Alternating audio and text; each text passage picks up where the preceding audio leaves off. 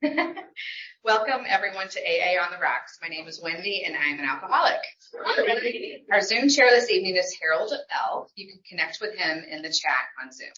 Let's open the meeting with a moment of silence followed by the Serenity Prayer.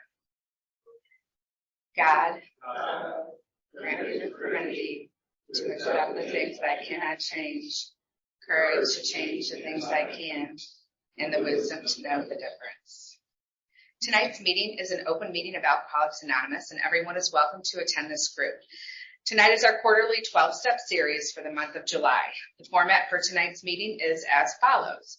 We will have the reading of the preamble of Alcoholics Anonymous, the reading of the statement of anonymity, the reading of how it works from the Big Book, followed by our amazing 12-step series presenter, Bill H. from Chesterfield. The views and opinions expressed tonight are only those of our speaker and participants only and do not necessarily reflect those of AA on the Rocks, the philosophy of AA, or AA as a whole. Tonight we're gathered in a spiritual context and considered guests in this facility. So we discourage profane and vulgar language and ask our speaker and all the participants to ensure their comments are related to alcoholism and represent an adequate demonstration of recovery. Our speaker and 12-step series presenter for July is Bill H. He'll kick us off tonight and take us through steps 4 and 5. So please help me welcome him with enthusiastic applause. Well, my name is Bill and I am an alcoholic. It's good to see so many people here. Well, actually, it's good to see anybody here. Because we are talking about 6 and 7 tonight. And it used to make me really uncomfortable to hear somebody talk about 6 and 7 because I didn't really do 6 and 7. I read them. I'm a very good reader. I have a sobriety date of March 18th, 1981. Yeah, 18th, 1981. And I've been reading the Big Book almost since my first meeting. They gave me a Big Book at my first meeting. I didn't know you could say no. There were 2 guys standing at the door at the end of my first meeting. They said, which one of us do you want to be your sponsor? I didn't know you could say no. They caught me unawares. Alcoholics Anonymous will do that to you. It'll catch you unawares. And I got to 6 and 7 after my second 4th and 5th step, sometime in the fall, 1981. I've been sober about 6 months. I took a 4th and 5th step in the summer, but it didn't really take. My sponsor knew it hadn't taken. I knew it hadn't taken, so we did it again in the fall. Kind of like the Big Book says. We talked last time about steps 4 and 5. Make a list of everybody that ever ticked me off.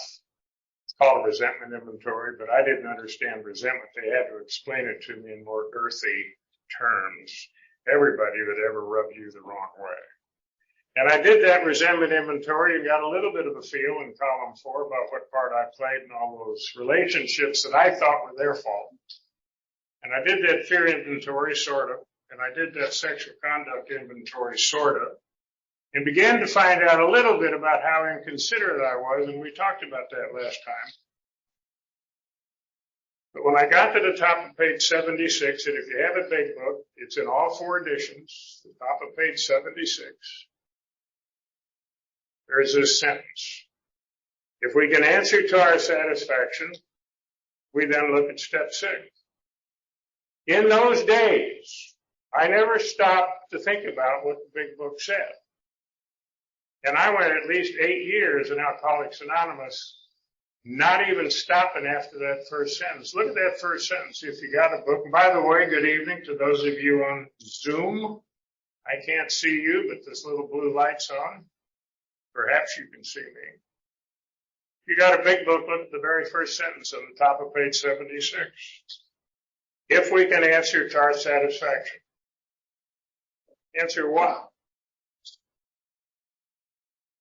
I was in this deal for almost 10 years before I guess I heard people talk about it. I'm going to talk about 6 and 7 and 9. 6, 7, 8, and 9, nice 4-pack. It's not a 6-pack, it's a 4-pack, John. It gets us from step 4 and 5 to step 10, which is the beginning of daily living. 6, 7, 8, and 9 are grouped real neatly in the big book. But I have to pay it, if I want to recover, and this is what I offer to you tonight.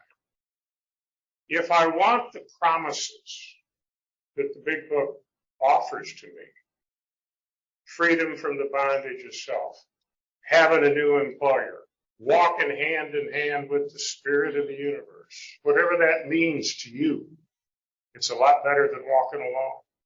God is doing for us what we could not do for ourselves.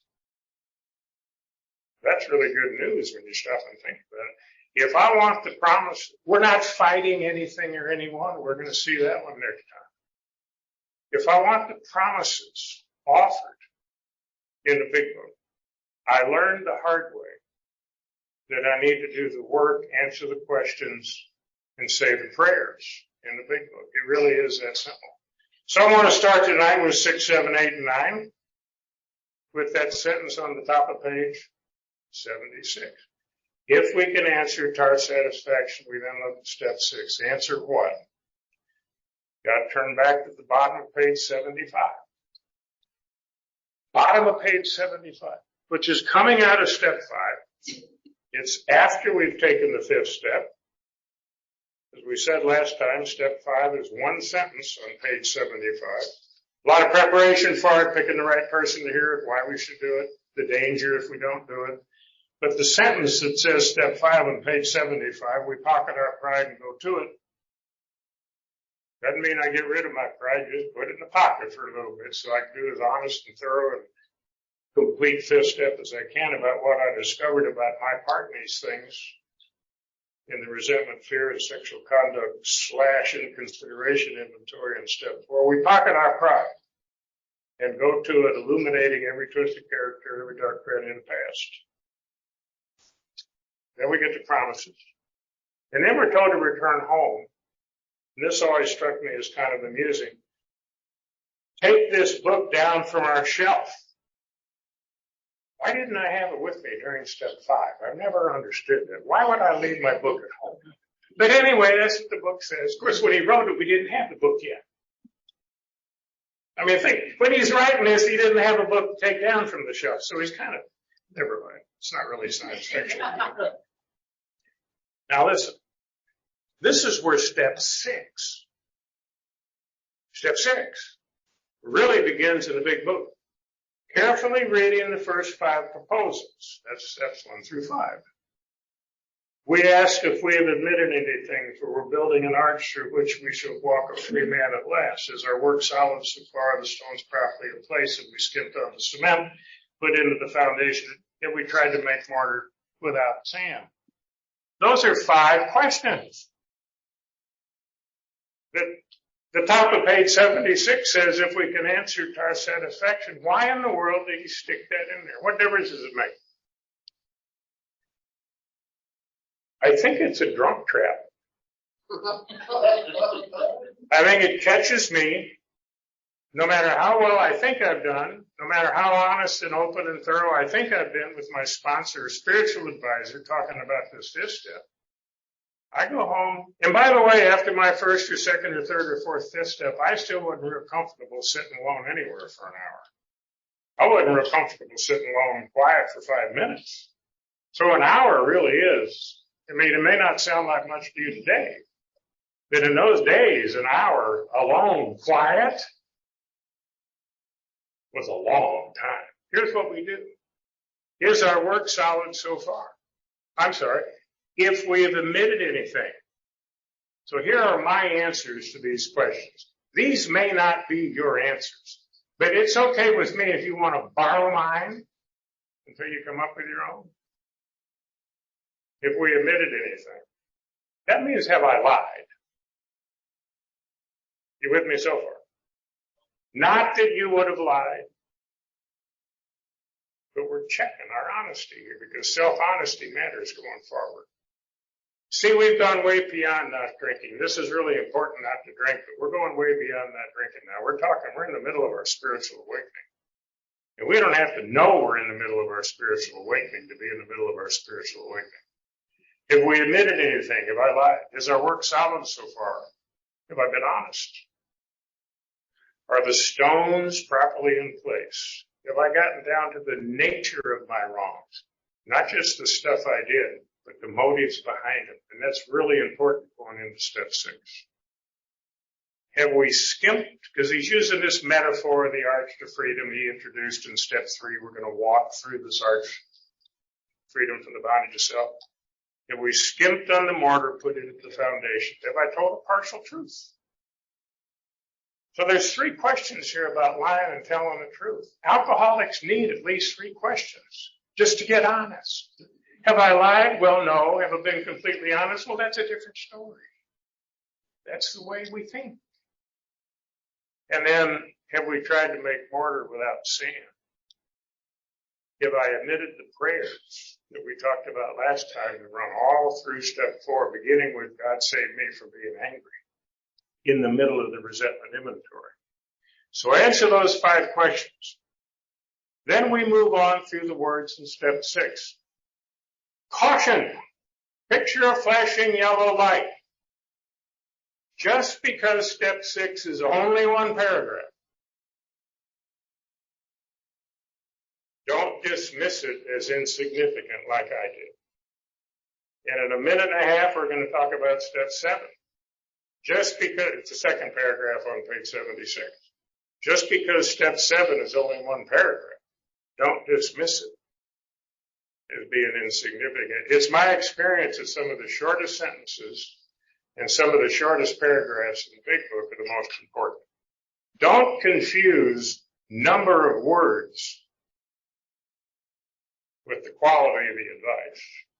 Step 6 says, are we now ready?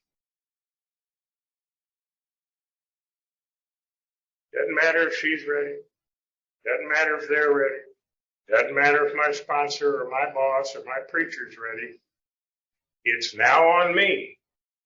It's not about them anymore. It's not about pleasing them or hiding from them. It's not about making them happy or trying to tick them off.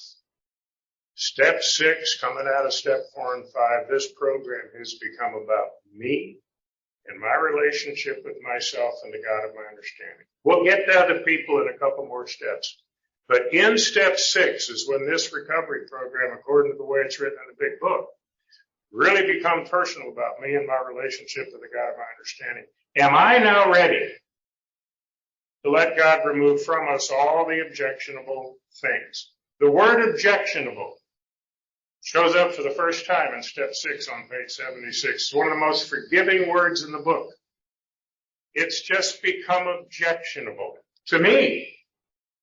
What was the first thing in my recovery that became objectionable to me?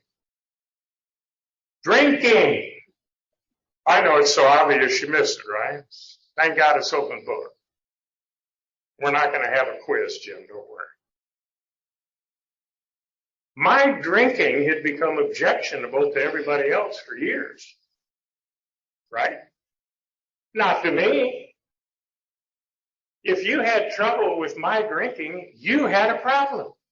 Short-sighted, narrow-minded, busybody, troublemaker, including the police. Now, I ran into a lot of narrow-minded constables in my day. It's become objectionable to me. I don't like what I'm doing anymore. And it began with my drinking. I didn't know it, but my drinking was the first thing that became objectionable to me in recovery.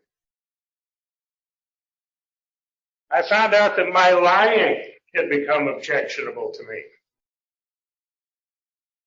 I found out that my cheating, sexually and otherwise, had become objectionable to me. I found out that stealing, in other words, taking something that didn't belong to me and not bringing it back. I confused stealing with borrowing for a long time. I thought it was a definitional issue, you know. My sarcasm became objectionable to me. My overwhelming desire to have other people pay attention to me was becoming objectionable to me. my overwhelming need for having you to agree with me, to see things my way, had become objectionable to me. And I knew it. And so I decided, this is the way I used to work step 6. Okay, now I know this stuff doesn't work for me. I've not been able to live without this stuff for a long time, just like I couldn't live without drinking for a long time. I didn't know how to live without lying, cheating, stealing. I didn't know how to live without trying to get you. I walked into this room tonight, 65 people say, oh, we're so glad to see you. That one guy back there in the corner turns his back, pretends I'm not here. I spend the rest of the night trying to get his attention. Yeah, it's funny now. So I knew those things that I couldn't live without for a long time were now objectionable. They were a problem. I began to see, and I see it a lot more tonight than I did then, but I began to see that these behaviors blocked me from the help I need from God. Because they're all pieces of self-will that's in the way of the help I need from God. And so I say, okay, I'm going to stop doing it. I got one example on the handout. It's called lust. If you read that little handout from left to right, let's go from the other way. The consequence of my lust was sooner or later I got caught. How did I get caught? Because I was having an affair. The action I took that led to the consequence, I was having an affair. What led to the choice? What led to the affair? The choice to cheat. So for a long time, I thought the objectionable thing, I thought the nature of my wrong was cheating. Well, I had to go a little deeper, and I found that out over the years. The real nature of my wrong, the real objectionable thing that leads to the cheating and the affair and the getting caught is simply lust. The misuse of the God-given gift to reproduce. I came to find out that every character defect starts out as a good thing. God doesn't make junk. If you think you're junk, or if you think there's a piece of you tonight that's junk, you're not junk. But we do take the good things God gives us, and because of self-will without the guidance of God's will, we let those things grow. Beautiful plant in the garden becomes a terrible weed that eats up everything else. So I have to be honest about the nature of my wrong. The motive is just selfish and considerate lust. And now I know it. And it's become objectionable to me. So being gifted with self-will and tremendous self-reliance, I decide on my own, I'm just going to stop doing it. Like I can go and turn off the tap. I go to the lust faucet and think, look, I'm going to turn it off. That's not going to be a problem anymore. I'll disconnect the plumbing. And what do I wake up with tomorrow? Hey, lust is alive and well. Now I have to lie to you and to me and tell myself, no, I'm not bothered with lust anymore. Lust goes hard. That's really hard. That's all I'm going to do with it. Chuck, don't worry. Notice the next thing in step 6. If we still cling,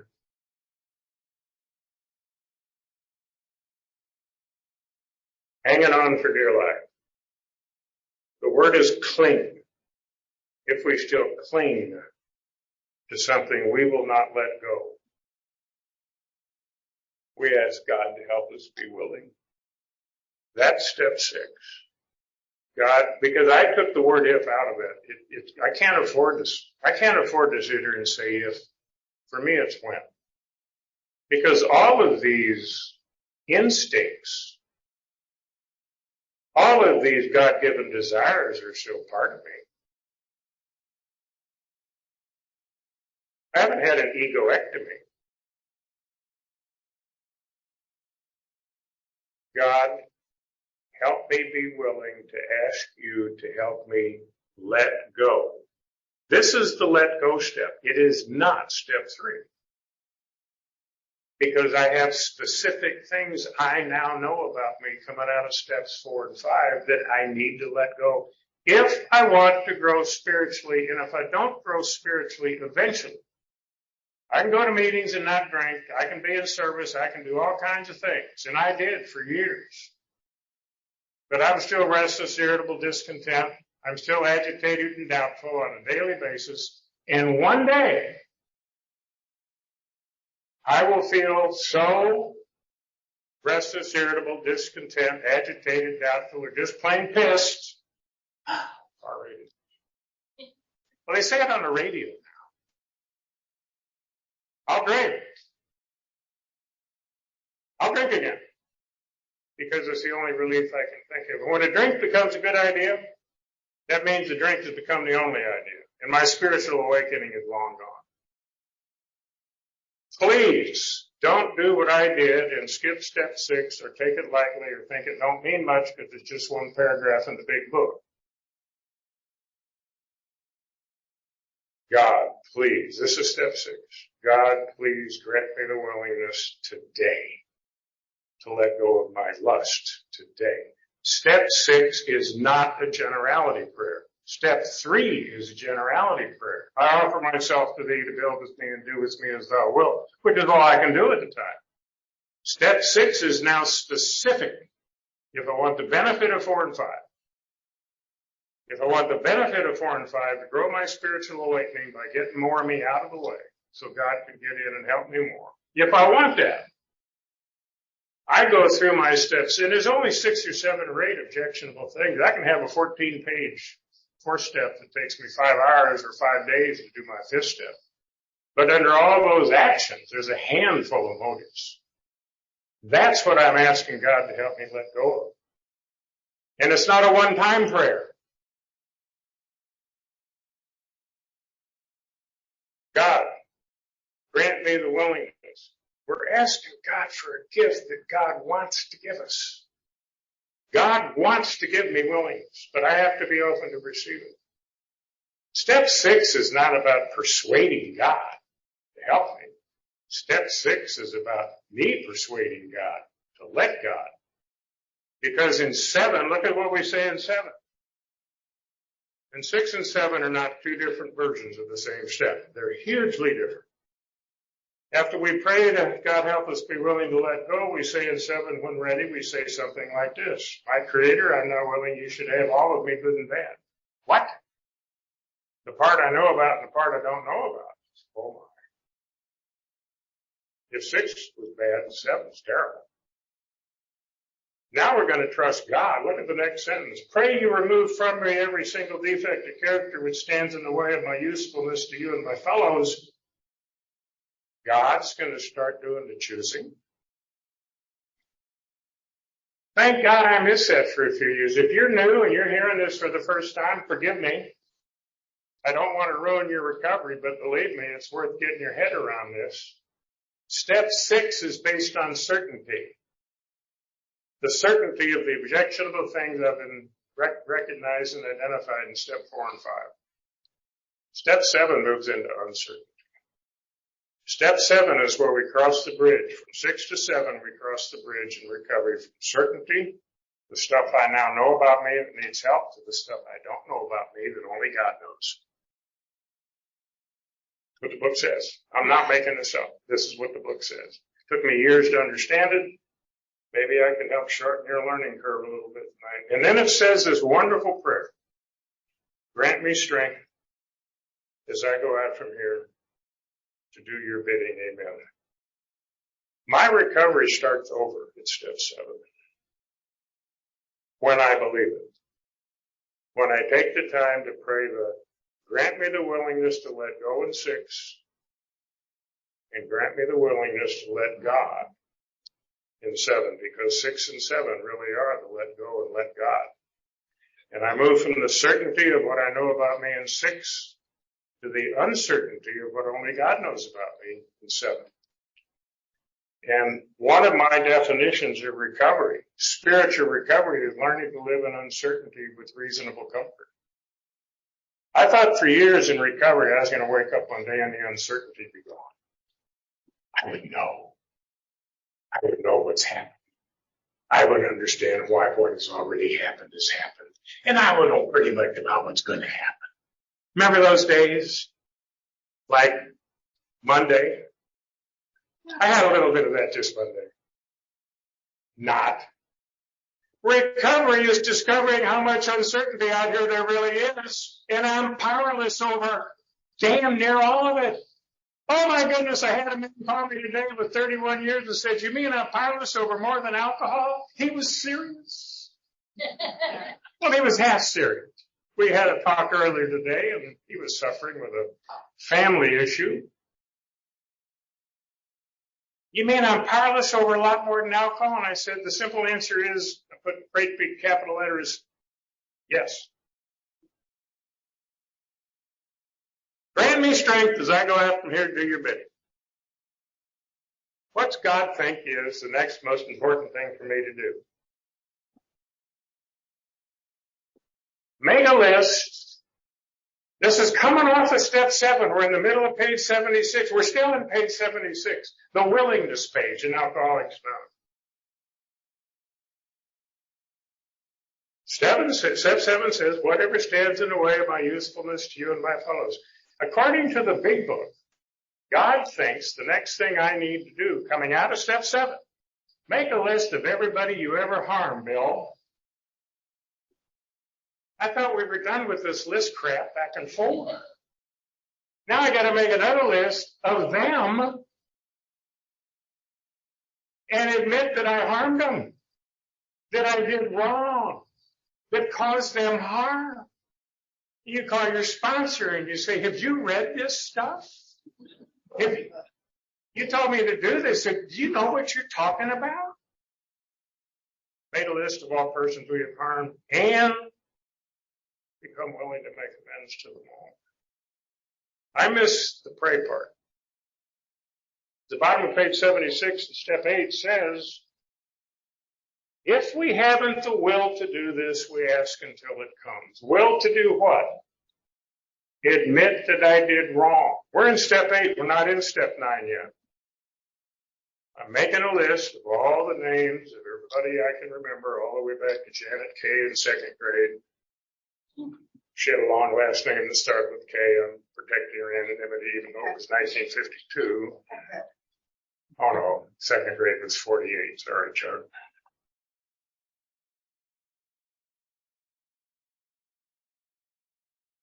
I missed the opportunity for years in step 8 to get the relief that doing step 8, the way it says on page 76. Make a list of all those people as gut-wrenching and irritating and annoying as it is. I put their name. I start a second column. I was wrong when I. And then I answer that sentence for every name in as few words as possible. No rationalizing, no justifying why I did it. Nothing about what they did to start it. This is about me taking responsibility for my part. Step 8 is about responsibility. I'm not doing step 9 yet. I do step 8 and I tell my guys, we go through the book, pretend you're never going to do step 9. Write step 8 as if you're never going to see any of those people again. Set them aside. Don't worry about it. Fear of step 9 keeps more of us from doing step 6, 7, and 8 than anything I know. Don't do that. Sounded very German there for a minute. You will enjoy. Remember the old line, the beatings will continue until morale improves? Thank you, Jim. Here's what happens when I do step 8 responsibly. Make a list, write down on paper what I did that was wrong to them, what caused them harm. I cannot explain to you why this happened, but I guarantee you it happens. When I'm doing step 8, and praying for the willingness to take responsibility, something spiritually magic starts to happen. My guilt about what I've done starts to melt away.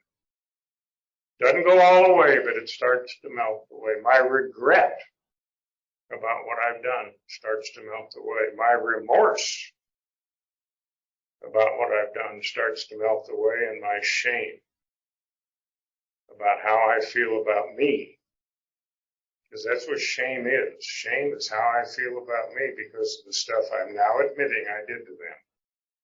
I can't explain it, but it starts to melt away before I've ever done one step 9. And see, if I wait for step 9 for the payoff and skip the praying for the willingness to take responsibility in step 8, I'll miss it. Because when I'm doing step 9, I'm half worried about their reaction. I'm half worried about their response. Most of my benefit today in the amends process comes during step 8. Because of the relief God begins to give me in a way I cannot explain, I can only report to you that it happens. My guilt, regret, remorse, and shame begin to melt away. You don't have to believe me. Just try it and see if it's true. You write that name. I was wrong when I did this, that, and the other. I take responsibility for it. You may or may not have a column. Am I willing to make the amend today? Maybe you are, maybe you aren't. Some you will, some you won't. Do the ones you're willing to. But the most important thing, again, for me, just like step 4 was a write and pray step, step 8 is a write and pray step. And I did it for years. Just doing it right. Not asking God for much help. I asked God to help me get over. I asked God, help this it be over soon. I could do a little better than that. Step 9. Now we go out to our fellows and repair the damage done in the past. That's still on page 76. All 4 of these steps are on or begin on page 76. This is a huge page in the big book. The next 7 pages are step 9, basically, a little bit of step 8 work.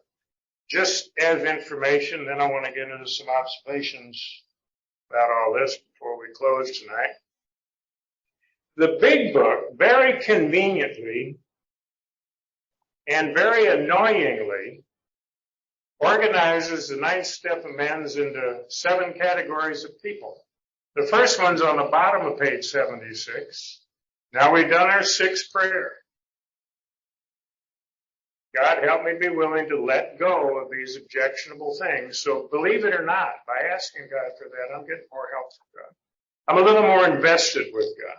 I'm a little more infused with the Spirit. Asking 7, be willing to let God take from me what He thinks is blocking me from usefulness. And I get that. Grant me strength as I go out prepared to do your bidding in step 7. To begin an 8-step list and pray over it, name by name, not in general. Pray name by name. And so the first category of person I'm going to go to with the direct amend on the bottom of page 76 is business acquaintances and friends. Those are actually pretty straightforward. Most of my business acquaintances were fairly easy to make amends to. Embarrassed them out drinking. Might have stole their money, well, I didn't steal their car, I borrowed their car. Acquaintances, they're light relationships. They're not heavy lifelong relationships. Those are relatively, I say easy amends. They're less threatening. Because the big change going into step 9 is the first time we're taking the show on the road.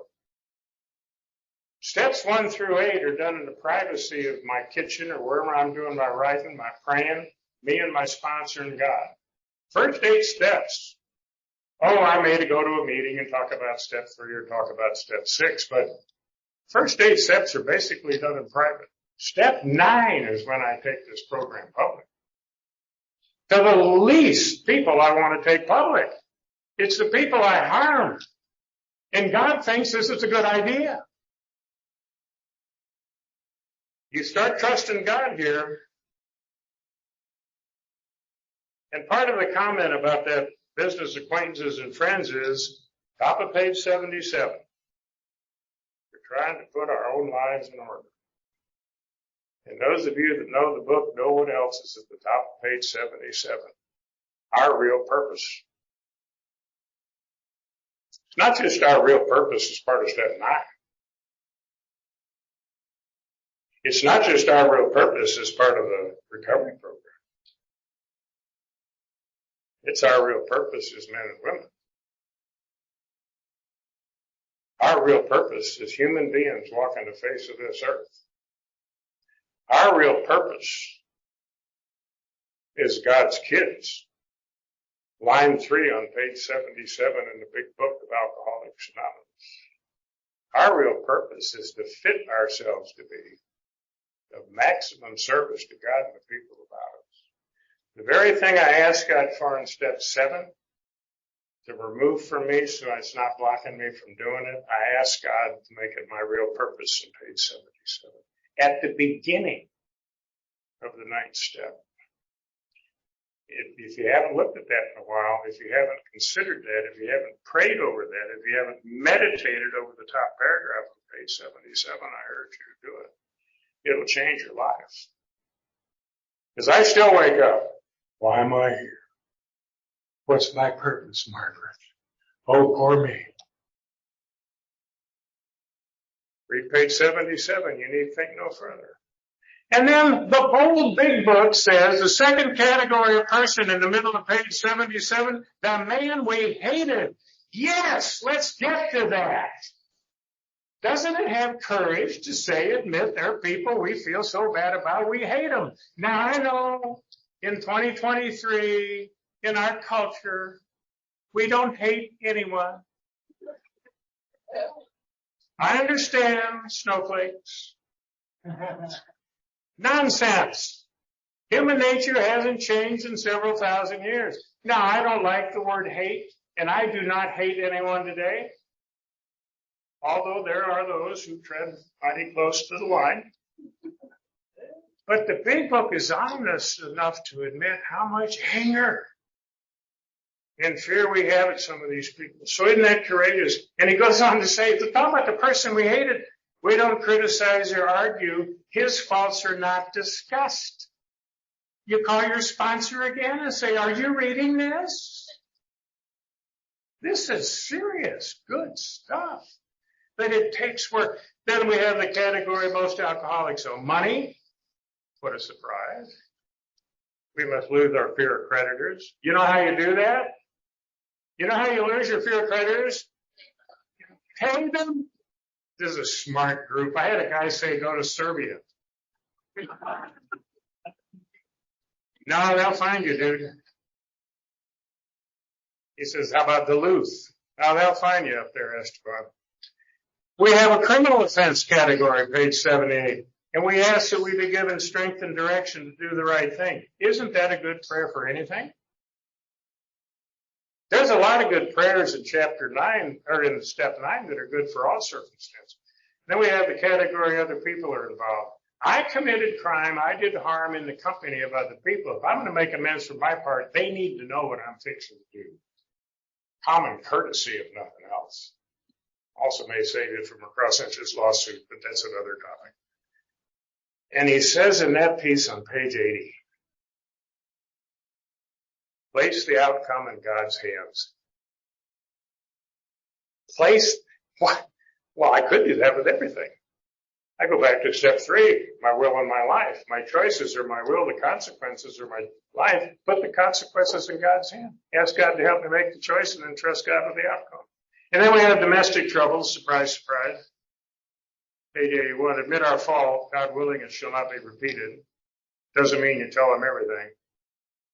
And then we have the problems with the family and home, and he says in the tornado story, bottom of page 82, we feel a man is unthinking when he says that sobriety is enough. We have 7 minutes by my watch. Steps 1 through 9. We've talked about them briefly in these 3 sessions. I understand today for me, these first 9 steps coming through the top half of page 83, establish my spiritual foundation for living. Picture a foundation you build a house on. You build a tall building. Build a Quonset hut. 1 through 9, establish my spiritual foundation for living. I don't drink, so I can get here, but there's a lot more to hear than not drinking. My prayer this morning, first prayer when I got out of bed, God help me not take a drink today. Second prayer, God help me be of service to others, because I believe page 77 today. And the third prayer, if I can't be of service, help me not be part of the problem.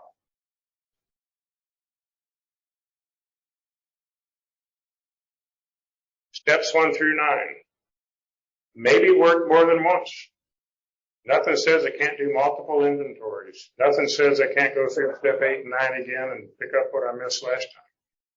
But steps 1 through 9, when you get to the top of page 83, talks about getting up in the morning, praying with the family, basically practicing love and tolerance. Top of page 83. We'll get to it next time on page 84. I'd like to make a few observations in the few minutes I have left. Step 1 through 9, establish my spiritual foundation. Back on page 24, we are without defense against the first ring. That's in the present tense. That sentence is not in the past tense, and it's in italics. I don't care how long it's been since we've had a drink. We're out here today without an effective mental defense against first drink.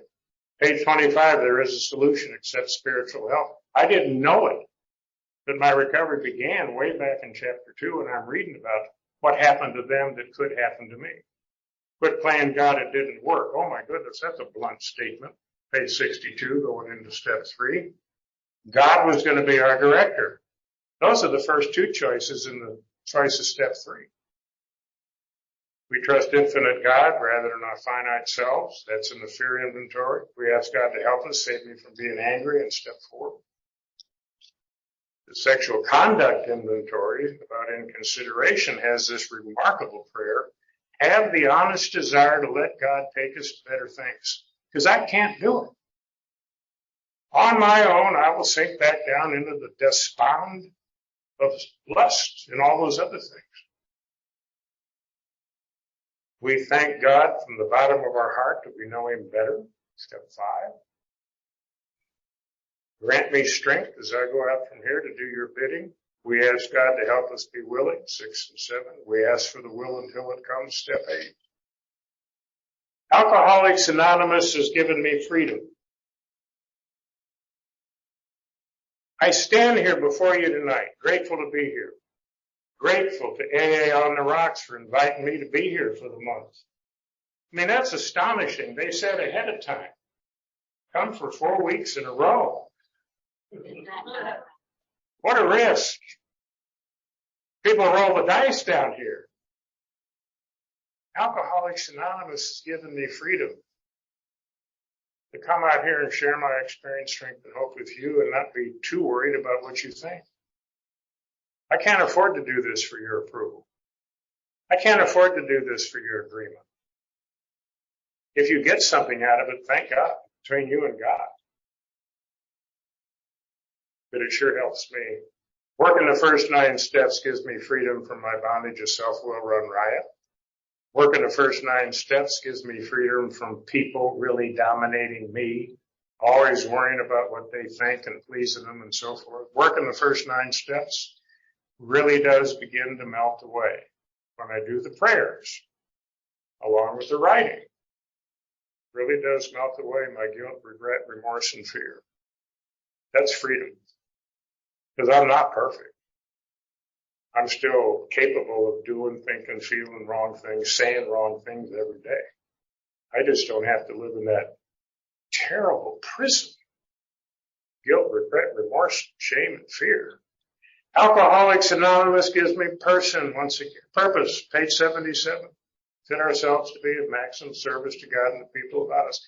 I never need to worry or wonder about my reason for being alive today. And people worry about that. I don't have to worry about what to do today. Sponsees, friends, men and women in recovery, men and women not in recovery that we can use these tools with. I'm given a sobriety and a spiritual awakening I can use each and every day in every relationship to try to serve God and help others. And I must tell you, I'm humbled by this gift. I don't take credit for this gift. I'm grateful for it. I'm extremely grateful for the gift, but I don't take credit for it. I'm humbled. Talking to a man this morning, we both agreed. Sometimes this life is an uphill slog, but evidently God isn't done with us yet. I woke up today and there I was. I said, thank you, God, what a surprise. A pleasant one. Alcoholics Anonymous gives me the ongoing opportunity for living amends. Top of page 83 I mentioned. Asking each morning in meditation. See, we start meditation before we get to step 11. It's not cheating. It's right there in the book. That our Creator show us the way of patience, tolerance, kindness, and love. The spiritual life is not a theory. We have to live it. That's in the present tense. And finally, Alcoholics Anonymous gives me promises. Promises to encourage me. Our promises are our incentive program. Well, we got to stick fear of drinking, but we got a lot of carrots. Keep the donkey moving forward. I would rather be motivated by the carrot today than the stick. Step 3 promises include this. We had a new employer. Being all powerful, he provided what we needed. Step 5 promises include this. We begin to feel the nearness of our Creator. And the step 9 promises God is doing for us. God really is doing for us. You and me and all of us, boys and girls. God really is doing for us what we could not do for ourselves. So we got our foundation for spiritual living in place. Next time, how do we keep doing this deal one day at a time? Continue to live sober. Seek to live in God's will. Try to serve others. Next time, 10, 11, and 12. Thank you.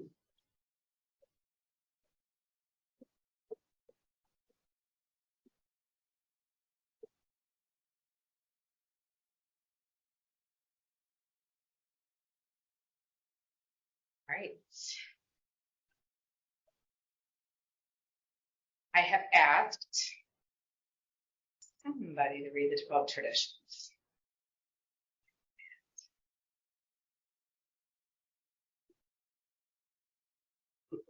Anybody? Anybody?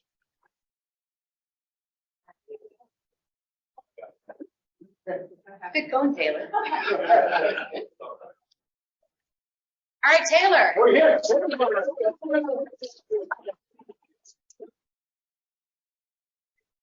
Everybody, I'm Taylor. I'm an alcoholic. 12 traditions. Our common welfare should come first. Personal recovery depends upon AA unity.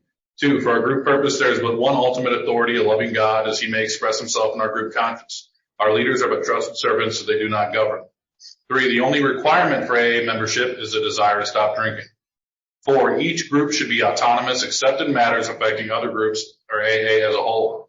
5, each group has but one primary purpose, to carry its message to the alcoholic who still suffers. 6, an AA group ought never endorse, finance, or lend the AA name to any related facility or outside enterprise, lest problems of money, property, and prestige divert us from our primary purpose. 7, every AA group ought to be fully self-supporting, declining outside contributions. 8, Alcoholics Anonymous should remain forever non-professional, but our service centers may employ special workers. 9, AA as such ought never be organized, but we may create service boards or committees directly responsible to those they serve. 10, Alcoholics Anonymous has no opinion on outside issues, hence the AA name ought never be drawn into public controversy. 11, our public relations policy is based on attraction rather than promotion. We need always maintain personal anonymity at the level of press, radio, and films. And 12, anonymity is the spiritual foundation of all of our traditions, ever reminding us to place principles before personalities. And now call on people in attendance and on Zoom to share. Well, is there anybody that would like to come up? Anybody that wants to volunteer? Come on, Ref. I'm Robo. I'm an alcoholic. Thanks, Bill. That was right on. I had the pleasure of doing my amends with my father this past weekend, and it was the most amazing thing in the world. I want to share it with you.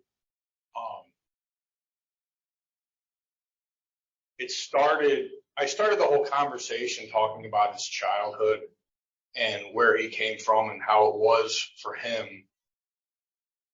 And I led up to telling him that nothing was his fault because it was the way he was brought up and he had no idea. There's no guide to being a good father. And I told him that he was the best father he could be, and he taught me how to be responsible, how to work with my hands, how to be a good person. And I went on and on and on, and I was telling him what I'd been through in the last year, made amends to him on taking advantage of him, and amongst other things. And then at the end of the whole conversation, he looked at me and he said, "I think that was the best conversation we ever had." And he's 86 years old, and he forgets everything. So when I talk to him again, I'm going to ask him if he remembers the conversation we had. Anyway, that's all I got. Thanks. Anybody else want to come up? Come on, Robin.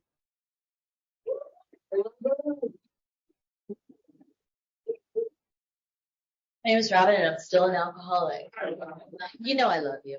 I mean, who couldn't, right? Yeah. I want to share a conversation that I had with Mark earlier today. Yesterday I found out that my 14-year-old baby dog has cancer. And I did not fall apart. I put one foot in front of the other, and we're going to keep him comfortable. We're going to, get him medicine. And when it's time for him to go, he'll let me know that he needs to go. What struck me as just unbelievable is that this time last year when I was still drinking, I would have not been able to compose myself enough to do what was best for him, much less have the money to take care of him, to find out his diagnosis, or to have peace over what is happening. And God is definitely doing for me what I cannot do for myself by maintaining A, my sobriety, and B, just my composure and knowing that God's got me, God's got this, you got me, everything's going to be fine. And Rabba, when you were talking, it just reminded me, my dad has dementia at this particular time. And so just counting the blessings with the kind of strange, funky moments that we have together, because he would not be able to have that conversation with me. So what I've been able to do, and again, I was telling Mark, I'm like, I haven't cried over my dad. And it's because I've been able to create these joyous moments with him. And again, because of this program, I know that God's got this, God's got me, you got me. And thank you very much.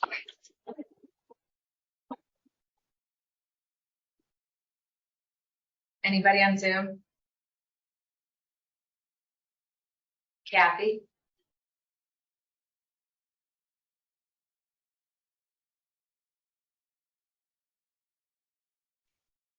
Hi, I'm Kathy from Philadelphia, and I just wanted to say thank you for Bill H. We love you.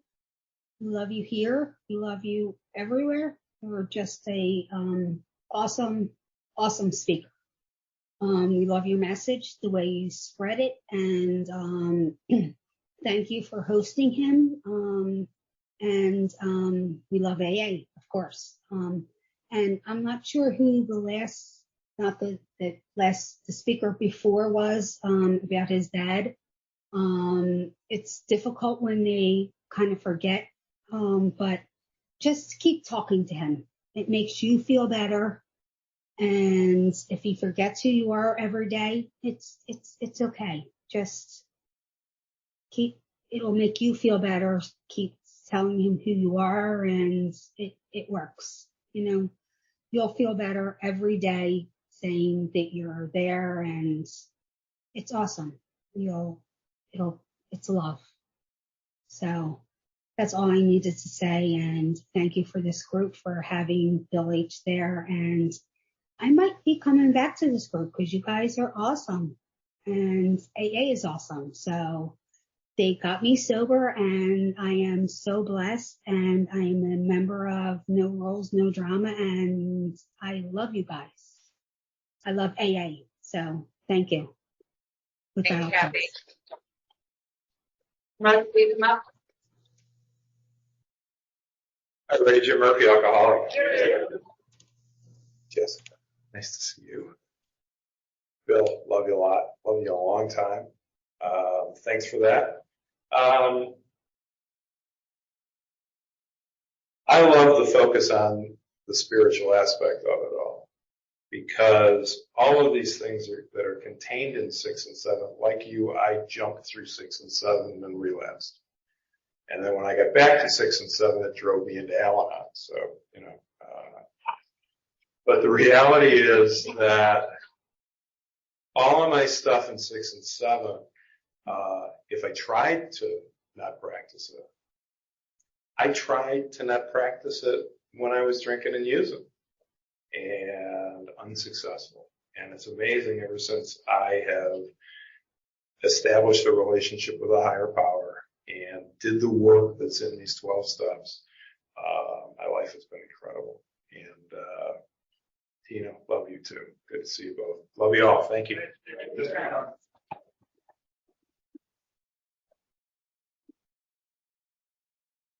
Sponsorship is vital for quality and permanent sobriety. An AA sponsor is someone who has recovered from the illness of alcoholism as a result of practicing AA's 12 steps in all their affairs. Can we please see a show of hands of those willing to be an AA sponsor? If you're without a sponsor, you are encouraged not to leave here tonight without first discussing sponsorship with one of those who have graciously raised their hands. You can also see Mark or myself if you're female, and we'll be happy to help answer any questions you have about sponsorship. Are there any AA-related announcements that anyone would like to share tonight? Holly.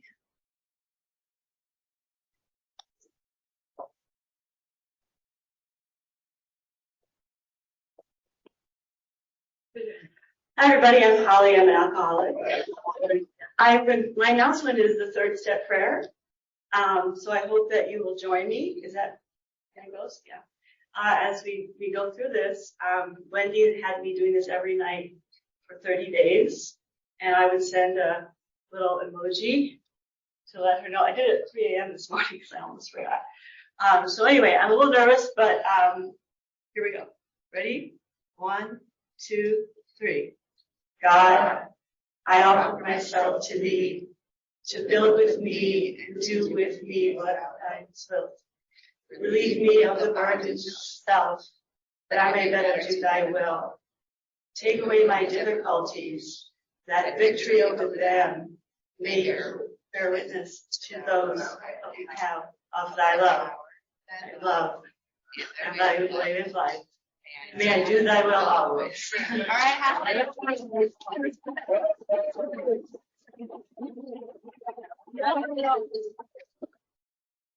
I said you could have brought the book. Hey everybody, Harold Alcoholic. Thanks for coming tonight. Got just a few announcements real quick back on the table. We have our Summer Sizzler in August every year, and it's coming up in August 19th, so there's flyers on the back table for that. It's a big food fest and barbecue, and we got great speakers. Miss Jay's going to be our kickoff speaker. Give it up to Miss Jay. And then we got Curtis J coming in from Louisville, Taylorsville, Kentucky, fantastic communicator, and that's going to be an awesome night. That'll be on Saturday, August the 19th. So I encourage you to take a flyer about that. Starting in September through March, bi-weekly thing we'll be doing. It's in person and on Zoom. Will be a 12 journey through the 12 steps. So there's information on that back there as well. And then for those who know Miss Susie right there, we're going to have her 10-year party on a Sunday from 3 to 5 at West County Club. So if you're in this meeting right now, you're welcome to be at that.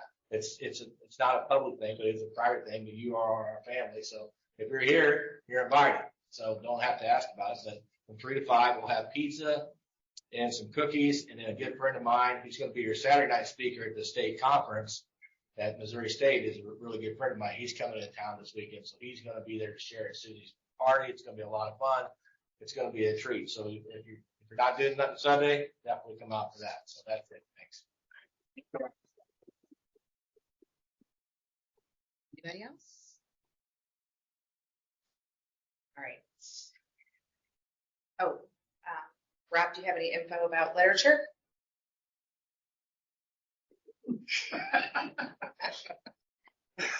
Hi, my name is Rob. I'm an alcoholic. We do have big books and 12 and 12s for sale. They're $10 while supplies last. When we run out, they'll go up to $12 as the price went up at Central Services.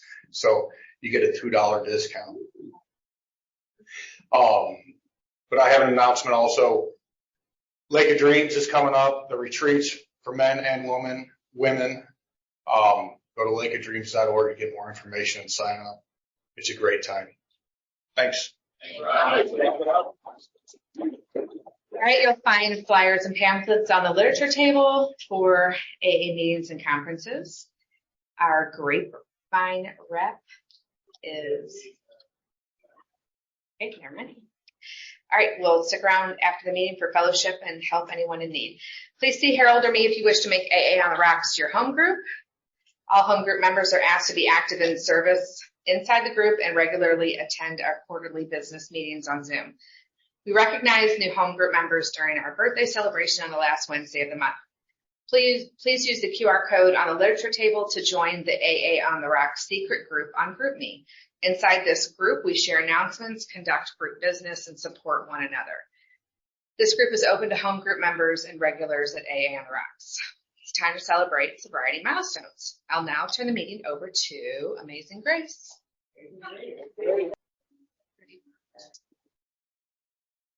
All right, we'd like to remind everyone that we are guests in this facility, so we ask that everyone please help us leave the premises better than we found it by doing your part to help clean up. We'd like to thank everyone for coming out tonight and supporting AA on the Rocks. Can we please have another applause for our speaker, Bill?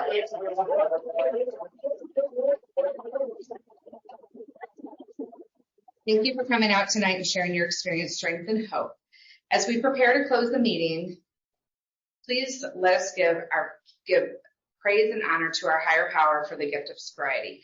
Lastly, may we never forget our primary reason for gathering tonight, which is to continue to carry the message to the alcoholic who still suffers. Would everyone please help form a circle, and we'll close with the Lord's Prayer.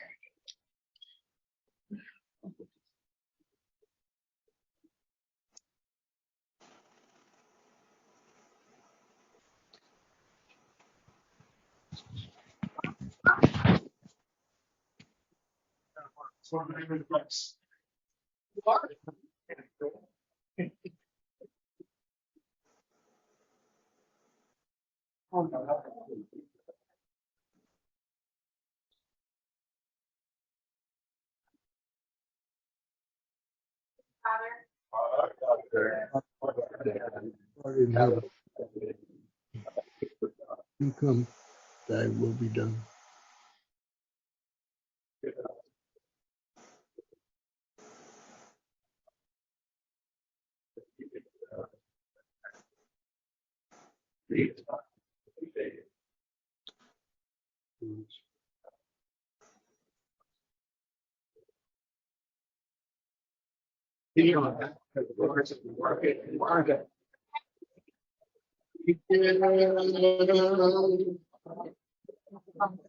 $6 months.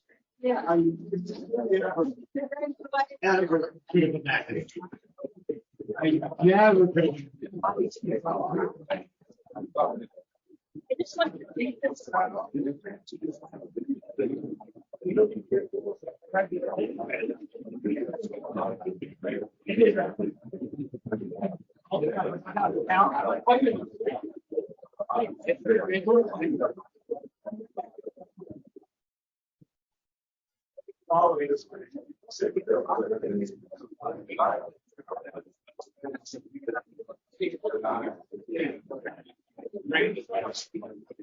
thank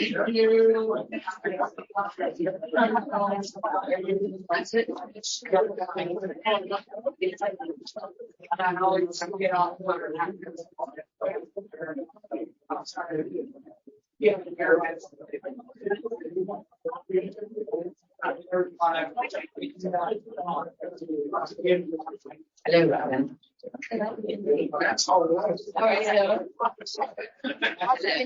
Yeah, I did should go there. Central service.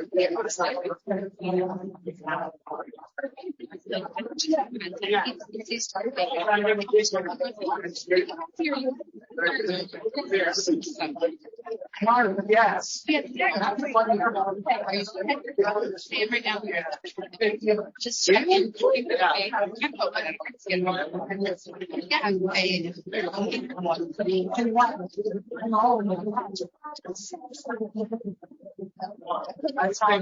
Yeah. Because I just that.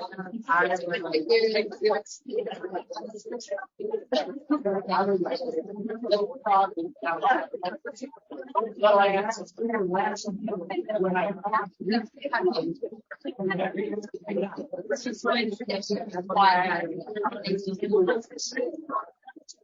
They will do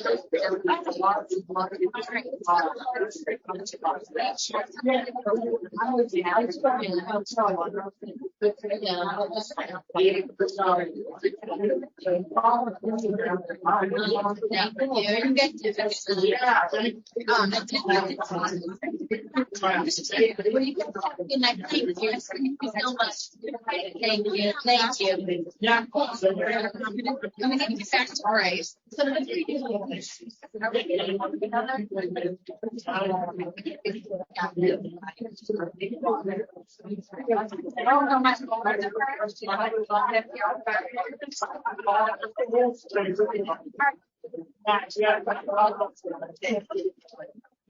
Yeah.